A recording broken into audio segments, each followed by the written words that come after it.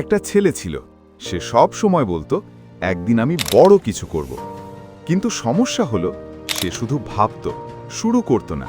সে আয়নার সামনে দাঁড়িয়ে নিজেকে দেখত, স্বপ্ন বড়, কাজ ছোট, আর অজুহাত অনেক বড়। তার সবচেয়ে বড় ভয় ছিল যদি আমি ব্যর্থ হই। সে বুঝতে পারছিল না শুরু না করাটাই আসল ব্যর্থতা। একদিন সে নিজেকে একটা প্রশ্ন করল, আমি কি সারা জীবন শুধু ভাবব? সেদিন সে বড় কিছু করেনি, কোনো লাখ টাকা ইনভেস্ট করেনি, কোনো বড় ঘোষণা দেয়নি। সে শুধু একটা ছোট কাজ করেছে, একটা স্কিল শেখা শুরু করেছে। প্রতিদিন 30 মিনিট। কেউ তাকে লক্ষ্য করেনি, কেউ তালি দেয়নি, কিন্তু সে থামেনি, কারণ সে বুঝে গেছে সাকসেস একদিনে আসে না, কিন্তু প্রতিদিনের ছোট কাজ একদিন বড় ফল দেয়। 6 মাস পর সে আগের মতো ছিল না।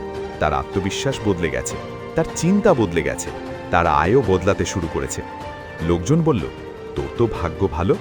সে শুধু হেসে বলল, ভাগ্য না, আমি শুরু করেছিলাম।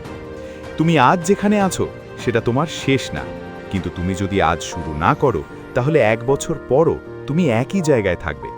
Remember, start small, stay consistent, win big.